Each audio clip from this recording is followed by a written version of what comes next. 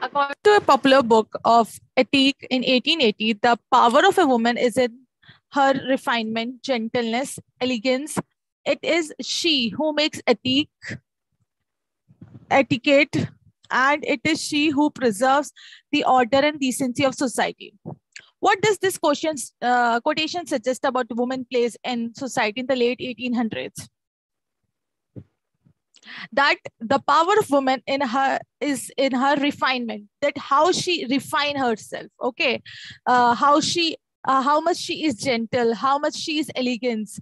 It is for them how woman behaves in front of society, in front of people. That is the only criteria they used to see in the late 19th century.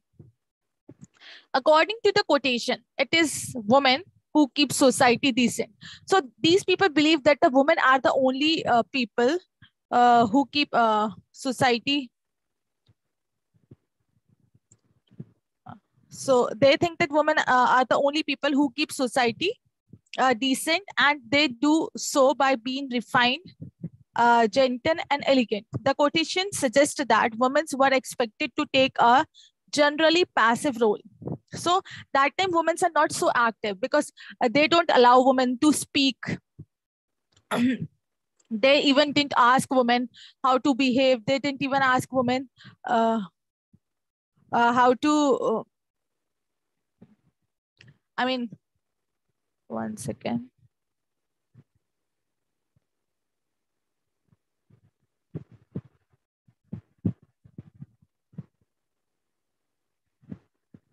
So women who asserted and expressed themselves were told that their behavior was unnatural. So at that time, in the starting of the 19th century, if women used to speak, if the woman used to express her views in front of her husband or in front of the society, the people used to treat her like an unnatural being, that she is not decent, she doesn't have manners. So that is why she is unnatural. Women with this sort of unnatural behavior were considered as hysterical. Okay, then came a new role for women. So what was a new role for women? The movement to give women the right to vote was re-emerging after the Civil War. So as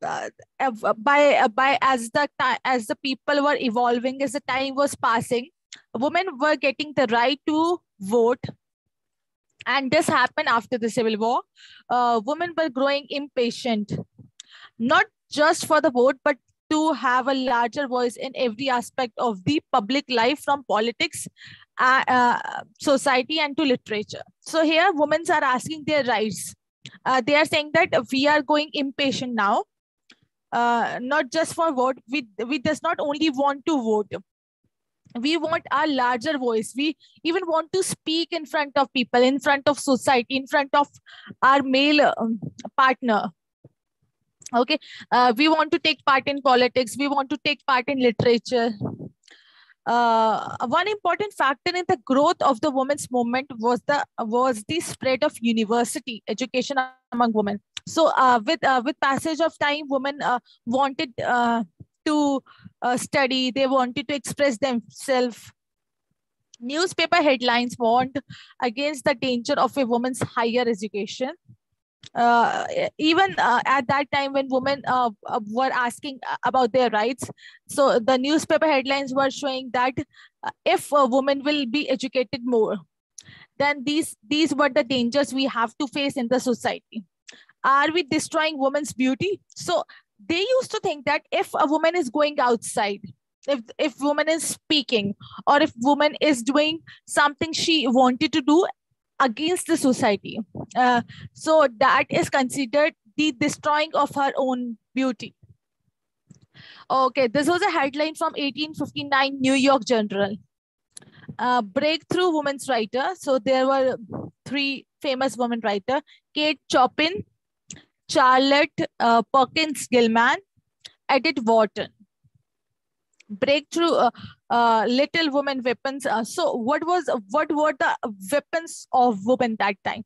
The women of the 19th century faced overwhelming obstacles. Obviously, This was the first time that, when women are coming and speaking in front of society. They were asking their rights. They were asking to vote. They were asking that they really want to speak. They want to study. So obviously that will be, if we do something new, if we do something which society never did, so that will be overwhelming obstacles. However, they fought back, but still they didn't stop. They kept on fighting. When the weapons was a pen, the impact could be revolutionary. And then they decided that we are not going to go and fight, verbally or with vocal in the public. We will write, we will express ourselves, and then we will fight. So that was a huge change that happened. That was the impact happened at that time in the early 19th century. And then the famous woman writer Kate Chopin wrote fiction that articulate the frustration of generation of women confined to a sort of extended childhood by the men in their life. Here, 1899 rescue novel, The Awakening, portrays women hidden passions, story of a housewife, sexual and artistic awakening, complete with an adulterous affair and suicide as a last desperate act of freedom. So here, even there was a novel called The Awakening, which was written by Kate Chopin in 1899.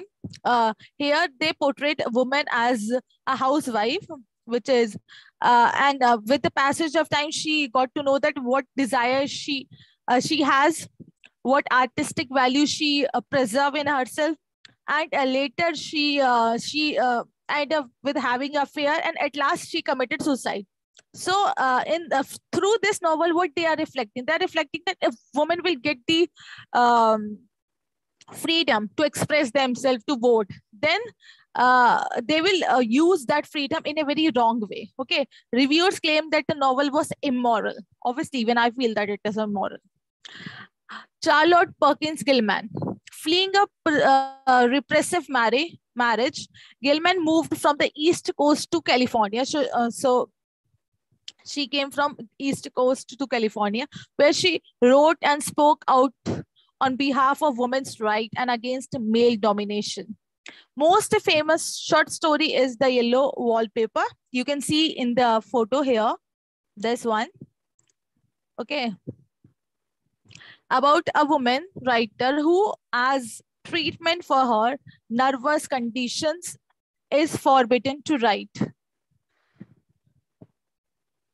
Another writer, Edith Wharton, she used to write to criticize the stifling small-mindedness of upper-class society. So here in her writing, she is expressing that the people are having good amount of money. They are educated, but still their mind carries very small mindedness. That means very small kind of, what should we say, thinking. Made her own escape by running off to Paris, only to have her marriage fall apart. Okay. These are the quotes by Edith Wharton. You don't need to read that. Wait. Mahashwita Devi, we already spoke about her, but still let's recall it. Mahashwita Devi was an Indian Bengali writer and social activist, as we know. Her works written in Bengali have been translated to English, Hindi, Marathi, and several other languages.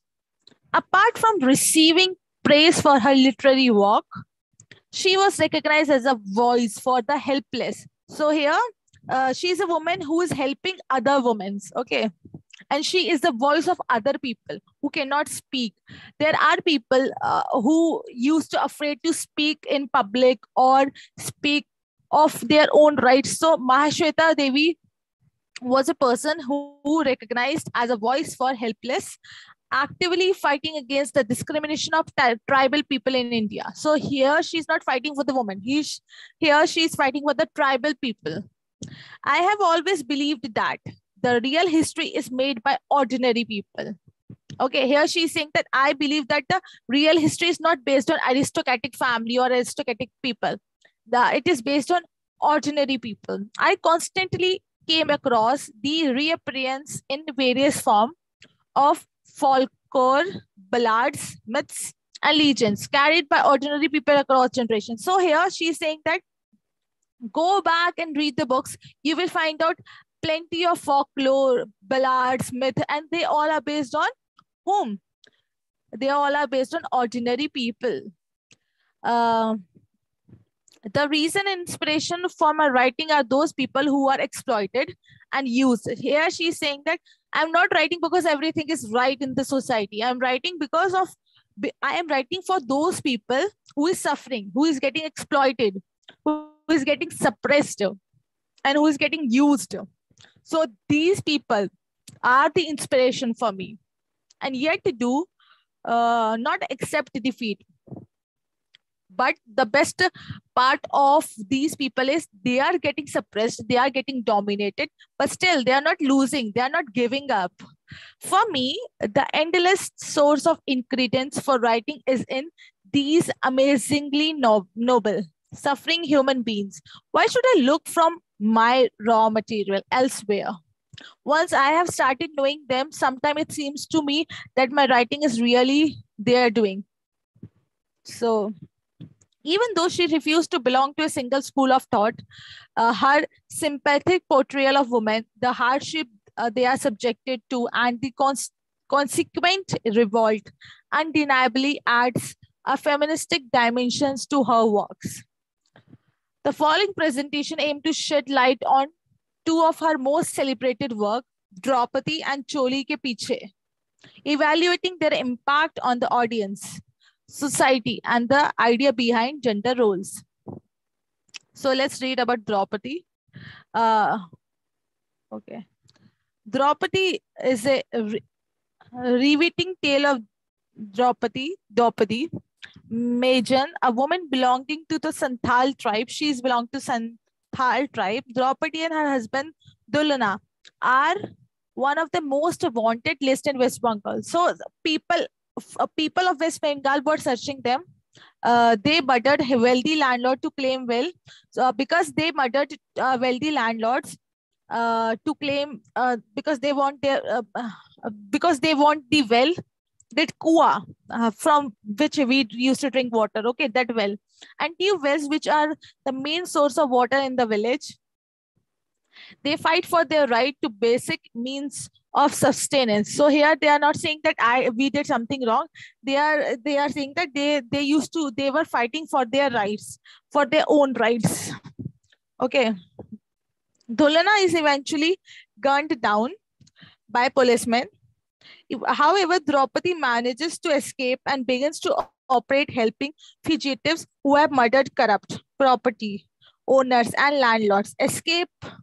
She tactfully misleads the cops who are on her trail so that the fugitives' campsite remain a secret. However, she is finally caught and kept in police custody. This is where the story actually begins. So the story started from the captivation of the Draupadi.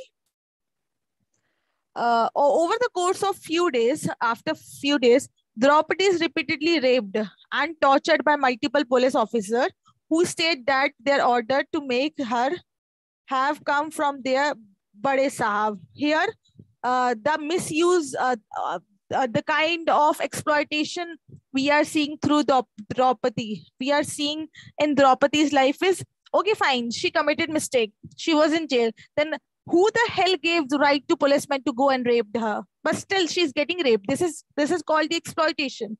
Okay, and they are blaming. The policemen who were raping and who were torturing her.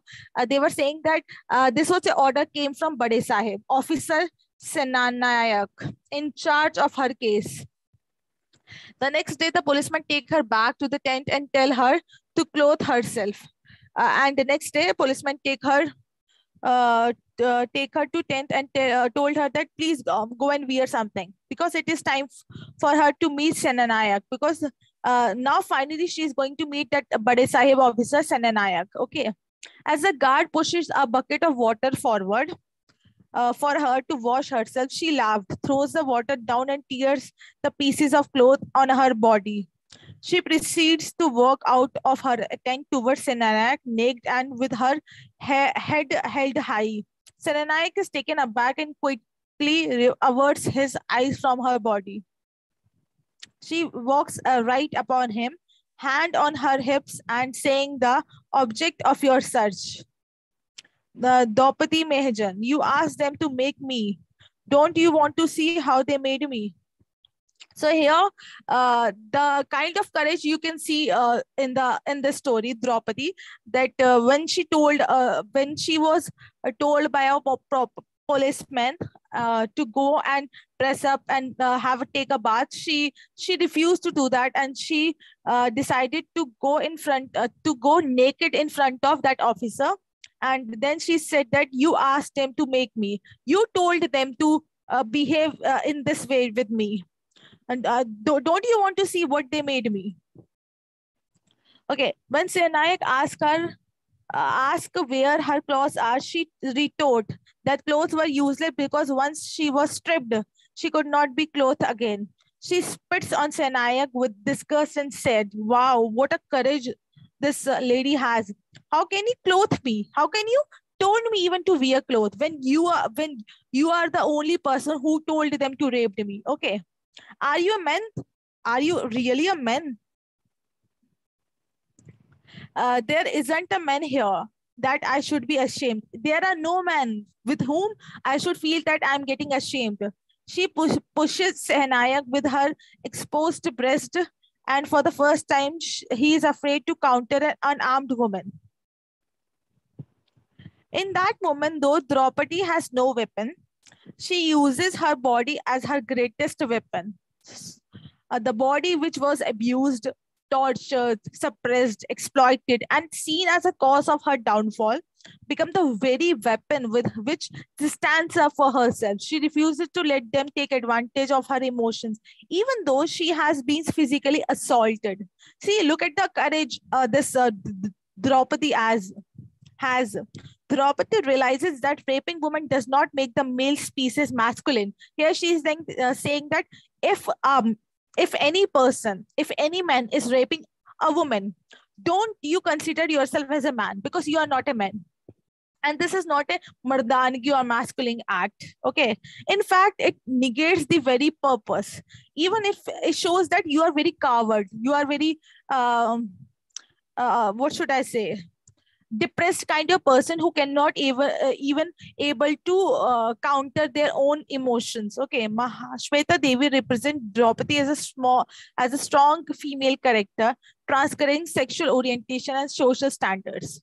So this was the story of Mahashweta Devi. I mean, this was a story by Mahashweta Devi, and the story and the novel name is Draupadi.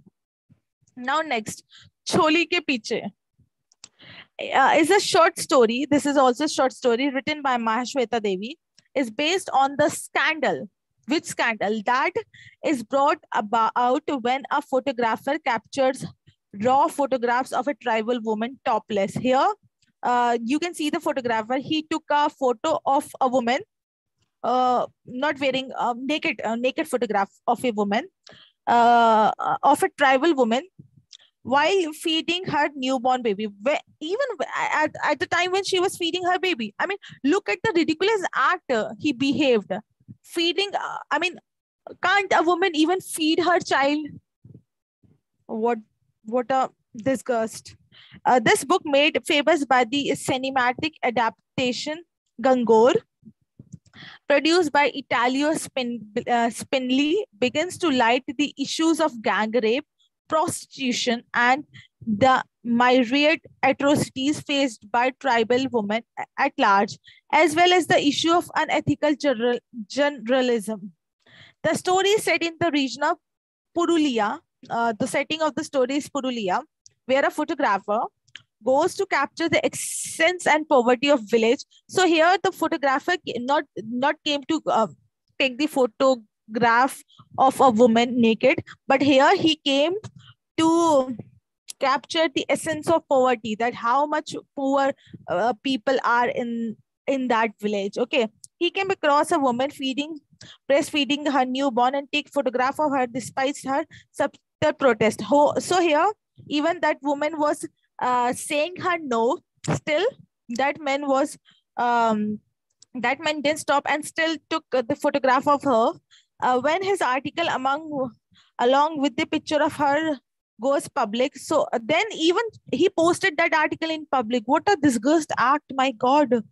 It turns into a scandalous affair. So here, obviously, whenever even a man do something wrong, the blame comes to women's shoulder. That yeah, she was wearing half cloth. Maybe she was giving wrong signals. Why society never blame to a man? I don't understand this. Okay, she's disowned, raped, and mutilated by fellow villager. And when her photographer was viral in the village, so now and I don't understand who the hell gave other men's right to go and rape a woman. So here she is disowned, raped, and mutilated by fellow villagers, as well as policemen of her region. Even the policemen raped. Even police is used to, in the other countries. I don't know about India, but in the other countries, police are the people who are to take care of the society. Even in our constitution, it is written police are to take care of the people. But here, in the reality, in the India's reality is something different. Here, the policemen even go and rape the people.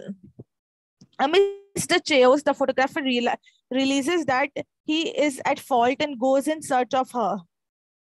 He finds that she is now a prostitute and no longer accepted in her village.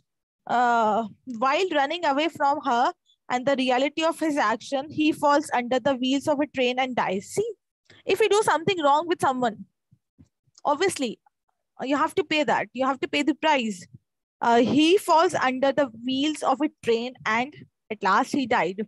But what is the use? He pushed a woman to become prostitute, even when she doesn't even want that. The woman's case soon reaches court, and on the day of her hearing, a group of women bare their breast in solidarity against rape and molestation. So here, when her case went viral, the group of women, they came in the court without wearing anything. Mahashwita Devi aptly bring to light these heinous and social crimes and the evil faced by women in our society.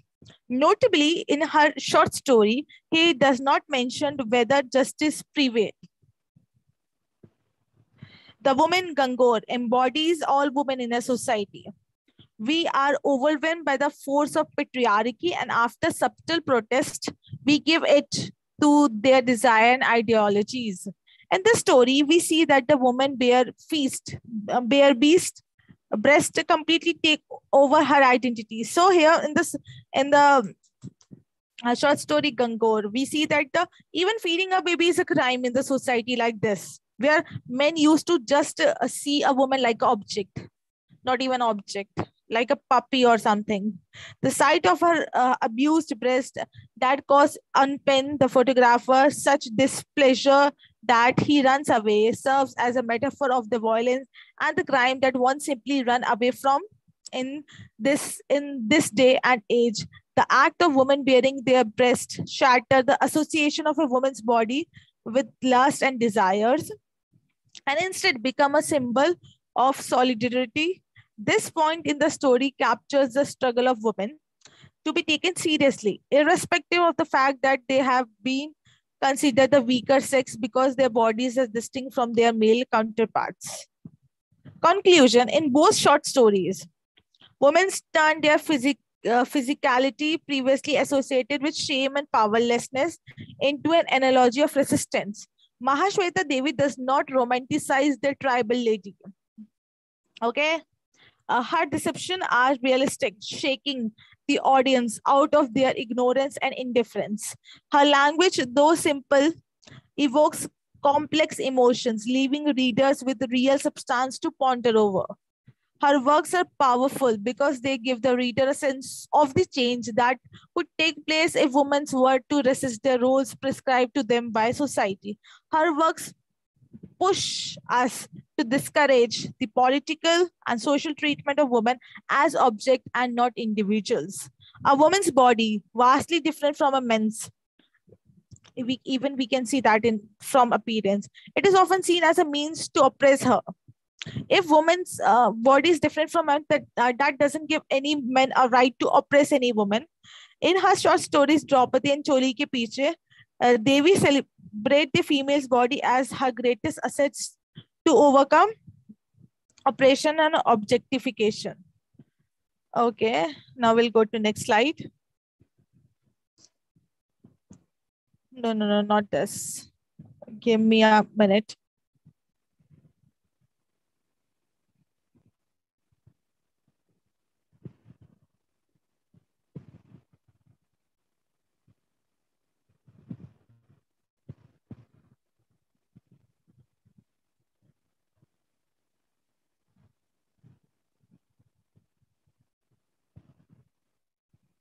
Women's role in world literature.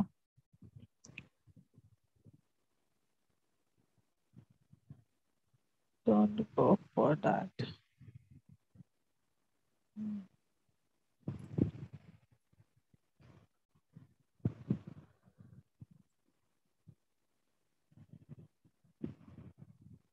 Okay, let's read this. Indian writing in English, a brief study of, oh God, what happened? Give me a minute.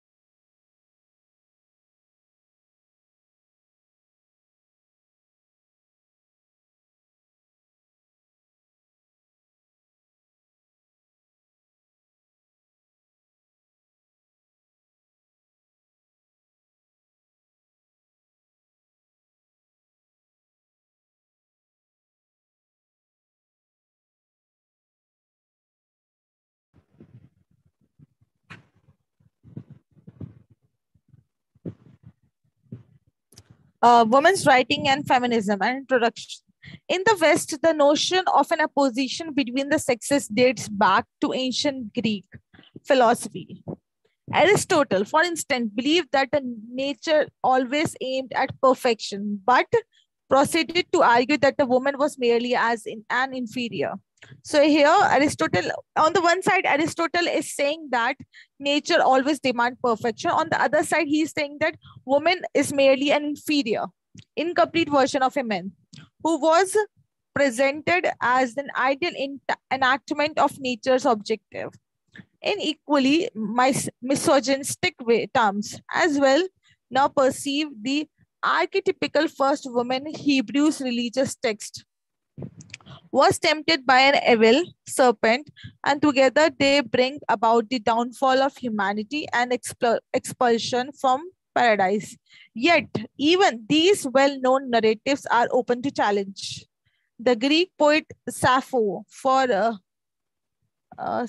for instance, celebrated love between women. Similarly, religious texts also featured strong or idealized depiction of women. Although the documents of women's oppression historically exceeded the literature on liberation, the balance in our own times is beginning to shift. Since the 1970s, a wide range of feminist writers have made a significant contribution.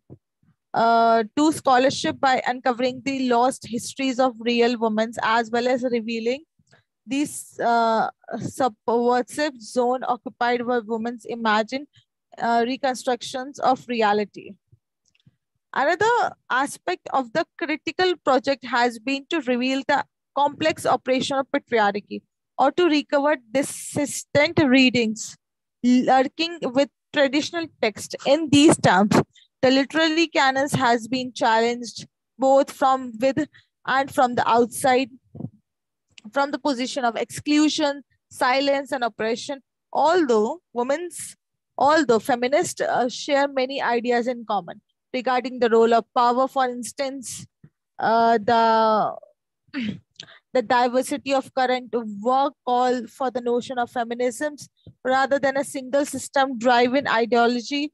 In this regard, feminist scholarship and cultural production both reveal the dominant gender binary, with simultaneously deconstructing the shifting boundaries. I had okay, women's writing in English.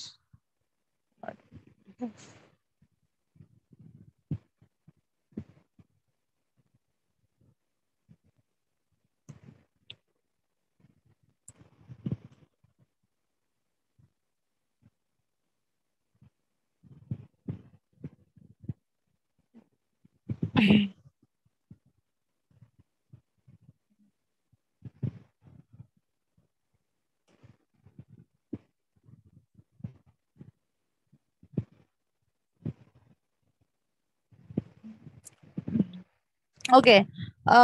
Women's writing literary category. The academic discipline of women's writing as a discrete area of literary studies, which is based on the notion that the experience of women historically has been shaped by their sex.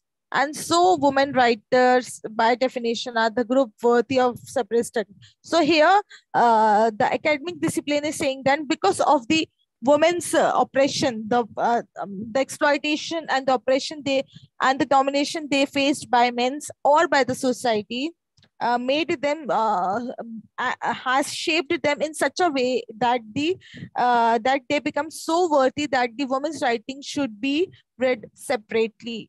Their text emerge from and intervene in conditions usually very different from those which produce more writing by men.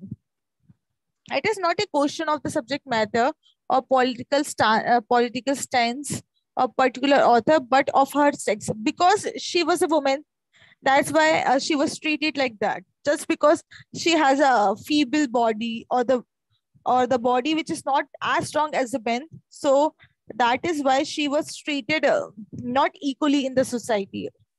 That is her position as a woman within the literary world. Women's writing as a discrete area of literary studies and practice is recognized explicitly by the numbers of dedicated journals, organizations, awards, and conferences, which focus mainly on exclusively on text produced by women. Women's writing as an area of study has been developing since the 1970s. The majority of English and American literature programs offer courses on specific aspect of literature of women, and women's writing is generally considered an area of specialization in its own rights. Distinct category. The board. See, look at the picture. She's Virginia Woolf, a very famous woman writer. One second. The broader discussion, women cultural contribution, has a separate category, has a long history, but the specific study of women's writing as a distinct category of scholarly interest is relatively recent.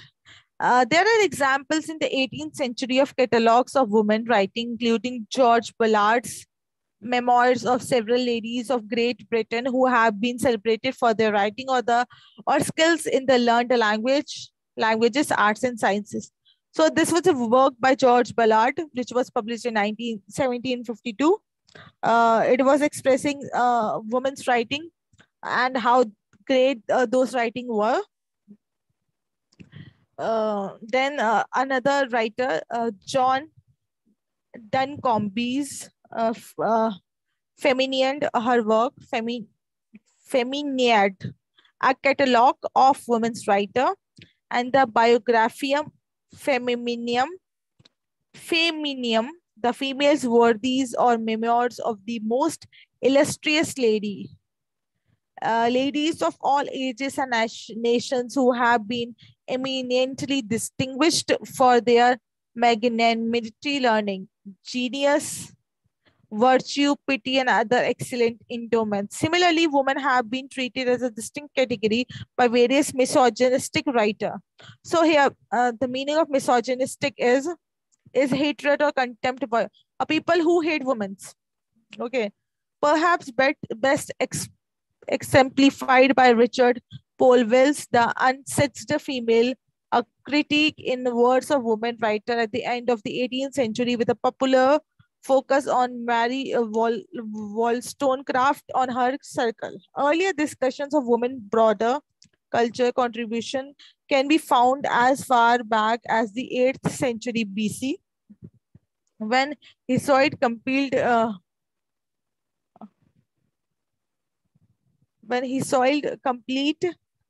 compiled a catalogue of women, a list of heroines and goddesses. Plutarch listed heroic and artistic women in her Moralia in the medieval period. Boccaccio used mythic and biblical women as more example and De Melibus Clarice. So these all are the works. Women writing themselves has long been interested in tracing a woman's tradition in writing. Mary Scott's The Female Advocate, a poem occasioned by reading Mr. Duncombe Feminine.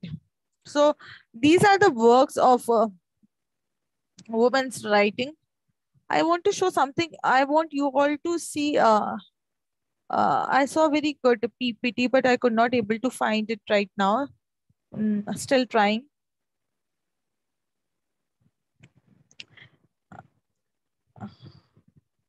So these are the timeline of feministic literature. Feminine phrase, which was studied in 1840, then it was till 1880, then feminist phrase second 1880 to 1920 and 1920 to present.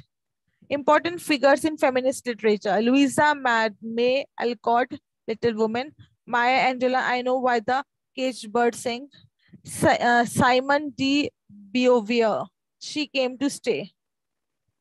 Determination goes hand in hand with women's right. So these word goes hand in hand with women's right. The feminist literature authors describe strong-willed women who are fighting for what they want.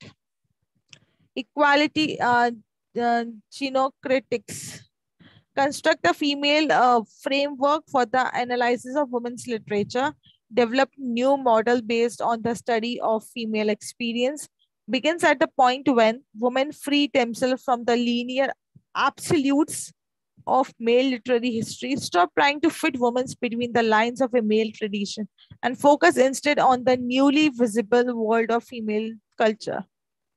Woman as a main character, man as a minor character. So even there was some work which gave women as a important role than the men. The male is portrayed as bad or against what the women are doing, even setting them back, or they are altogether left out of the story. Women are portrayed as a highlight of the plot and usually come out successful in the end. Gender, sexuality, women's right. Modern feminist political activists commonly campaigned for women's right. Workplace rights such as maternity leave and equal pay. Protection against street harassment, rape, sexual harassment, and violence within a domestic partnership. The Secret Life of Bees by Sue Monkid. Characters. So these are the characters. Lily Owens, a 14-year-old girl who loves bees. Rosalind, Lily's nanny. One person who truly cares and loves Lily. T. Ray Owens, Lily's dad, who abuses her. Deborah, Lily's mother, who died when she was young. Jack Taylor, a black boy who Lily likes. August, June, and May, both white sisters. Wow, what a name!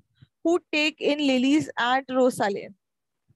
Summary. So, this in her room, Lily has flashbacks of her mother' death while looking at the bees. So, whenever a Lily girl, a protagonist, whenever she see a bees, she used to remember her mom.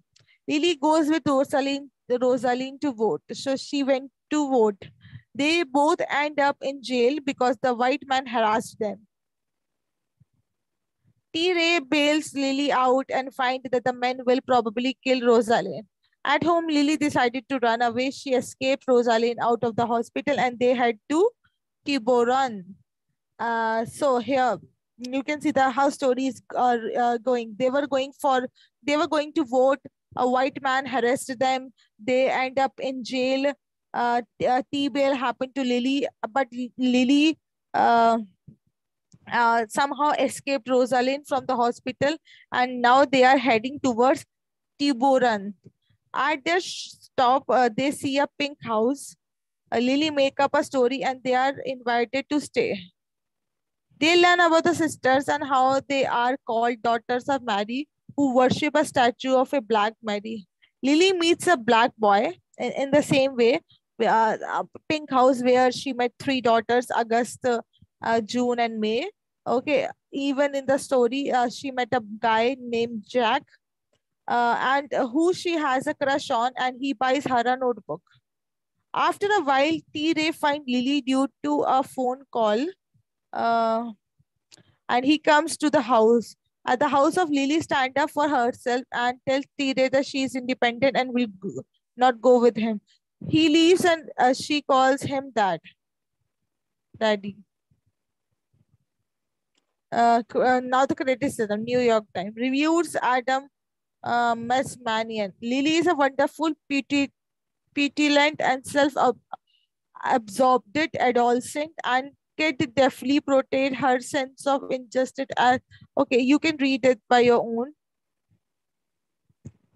The theme of this story is individual versus society, growth of women, individual versus society. Lily encountered racism in her society, father and police. Lily overcome racism by living with August and her sisters. Lily support Josh as he enter a primary white high school. Okay. Individual versus society in past reading. Hester's Prene is forced into isolation, has different feelings on life's importance. Hester refuses to conform. Hester accepts and tolerate people. She does not judge them. So the growth of woman you can see in the novel is, in the beginning, Lily accepts the abuse from her father, rebels by running away, inspired by her mother's picture, learns to grow and be independent from August and her sisters. In the yellow wallpaper, the wife is taken into a secluded area without any say, forced to only stay inside her room, restricted of guests. Her true self comes out. She can no longer conform to what is normal and people's expectation. Her restriction as a woman is gone. Equality. Even in the story, she was asking her right to be equal. June was so plain and chunky and steady that Connie had to hear her praised all time by her mother and her mother's sisters. June did this. June did that. And Connie could not do a thing. Her mind was all filled with trashy daydreams. So this was a story. Let me see something else I can teach you all.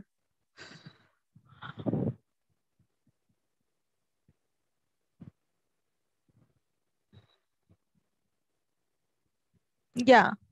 Women in literature, introductory lesson, sexism, money, children, men, politics. Women ask for equality. When we ask the question, are women equal to men? In what ways are we using the word equal? Thinking about equality, what if you lived elsewhere? Imagine if you are living somewhere else. What difference are there from country to country, community to community today? Can you think of three examples? All animals are equal, but some animals are more equal than others. Limited equality of women.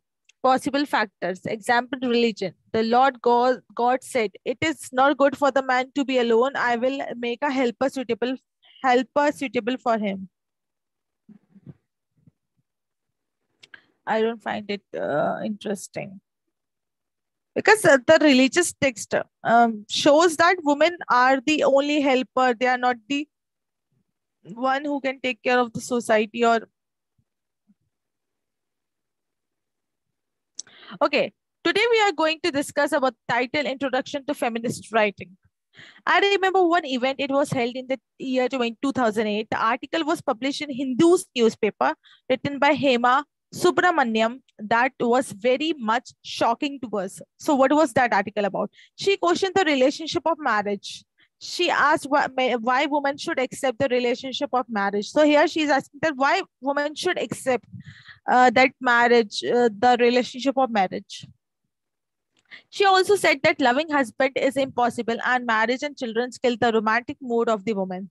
Like this, many articles were published in general at the same time.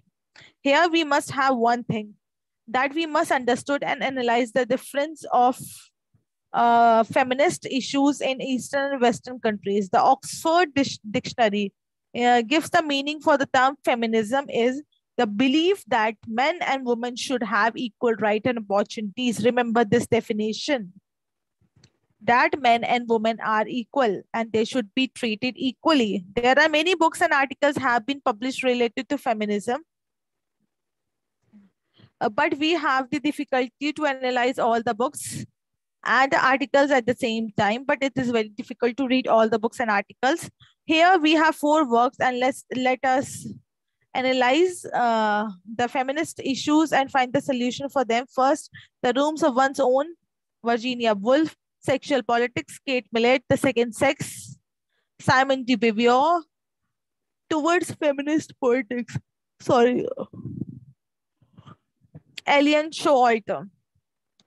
A woman is not born as a woman. So here here the quote, they are created as women naturally and they do not come as a woman. Here, woman is not born as a woman because the society and the people of our neighbor or the way we live gave us the name woman. But artificially, men impose femininity in them.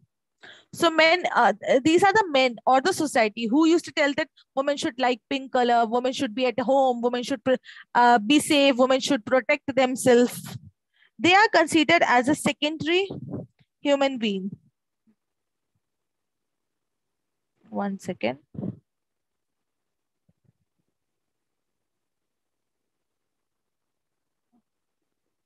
Okay. The society do not show them as a queen of the home, but men want to show women as servant, maid, and cook in the name of the mother. They are treated as a machine to produce a child. Indeed true. For lustfulness of husbands, she is treated as doll and call girl. Here, marriage is considered as marriage. See, look at the hypocrisy of the society. If a man has a lustful desire, he is called he came to society and he consider himself as a man because he is a man. He should have the lustful desire. Why not women? Why woman doesn't have those desires? Even women can have. And if she goes and tell her a lustful desire to her husband or obviously or to her partner, she is treated as a doll or a call girl or a prostitute one. My God, this is the illusionary. This is the illusionary thing to the woman. Though this custom of society, women are bound with men in the name of marriage. Particularly, some feminists protest for the term we are using nowadays. They said we do not use history, and we must say her story. And next, mankind has to be changed as womankind generally. Mister is used for men, both married and unmarried. So here they are saying that his story means his story. What about her story? Why history is only called the his story? And men even before marriage, a man is called the Mr. And after marriage also, man is called the Mr. But for women, before marriage, she calls as Miss, and after marriage, Mrs. But there is no common word to identify women. We call unmarried women as Miss and married women Mrs. Here, feminists instead insisted that the male-dominated society to use the common word as Miss for all kind of women. So here, feminist writer, they are saying that every woman should be called as Miss, no matter whether she's married or not. Here, Virginia's Woolf, A Room of One's Own. Let's read the story. Virginia Woolf's A Room for One's Own is an invited lecture on the topic women's in fiction. She advances the thesis in which she says a woman must have money and separate room of her own if she is to write fiction. Here she's saying that a woman should have right to have her own room where a woman can write her own fiction. Her essay is constructed as partly fictionalized narrative of the thinking to adopt her in her thesis. Women do not have access to space to write. Men, in the other hand, always have space to create. They have opportunities that only a few privileged women have. She worries that we have lost a lot of talent and valuable stories over the centuries because of this. So here she is saying that because women does not, because people are not supporting women, they are not getting, they are not treating equally. That is why we lost so many talent. Because not only in the society, not only the man who came up with their talent, even the woman came up with their talent. So because we don't give a pen or we don't give that freedom to women, so that is why we lost so many talent. Woolf wonders how women writers of the past felt about their situation. She is forced to draw her own conclusions. That is all she can find are account written by men. Women are denied the space to talk among themselves. However, she notes that the time are changing. There is hope for the future. A room of her own is a safe place for Woolf to discuss about lesbianism. She believes have a right of her own sexuality. She is disappointed that the restraints are still placed upon female sexual expressions. She suggested the way in which her fellow writers can discuss lesbianism without attracting criticism. Woolf teaches her audience the danger of complacency. They cannot forget struggle of historical women because they will lose any progress they have made. Woolf's conclusion in literature is not just for some of us and only for men. It is for everyone interested to make sure we all have the chances to write and enjoy literature. We all have the right to see ourselves represented in literature. Another work, Kate Millett's Sexual Politics. Kate Millett's Sexual Politics is a groundbreaking feminist critique of literature. It opened with the belief exploration of fiction by Henry Miller, Norman Miller, and Jane Jennett. Millett examines how power operates within the sexual relationship and builds an argument that the sexes between the political issues revolve around by one group by another. The section chapter makes this argument more explicit, offering an analysis of material rule in contemporary and historical society. Millett explores how traditions claim of male dominance as natural. Before analyzing traditional sex roles and patriarchy authority, Millett next examined the first phase of sexual revolution between 1830 to 1930, and though his period is known for its strictness and repression, a great deal of nevertheless took place in politics of sex. The women movement made significant progress in opening up education of women and securing suffering, as well as challenging traditional understanding of sex. The book closes with 4 chapters discussing in the greater details of work of D.H. Lawrence. Novel explores Lawrence heroes manipulated women in the sexual liberations as a means of reestablishing the traditional sex and role. There is also an analysis of Lawrence's dissatisfaction with women and his focus on male relationship with and his consideration on love and sexuality in Trial of Power. The chapter of male explores how this works. So these all are the female writer.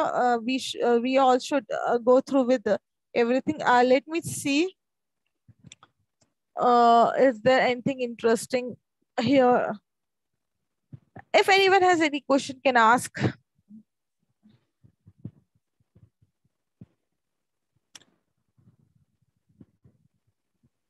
Today is our last class. So literally Feminism India, let's read a bit about her. This Indian literature of the 20th century is memorable. Why? Record of the triumph and tragedy of Indian people involved in the most significant engagement in their history, the struggle for independence and the challenges that followed the achievement of that goal. Feminism throws a challenge on the long tradition of gender differentiation. It attempts to explore and find a new social order to find pertinent resolve to the real life problem in the light of traditional. So nothing is new here.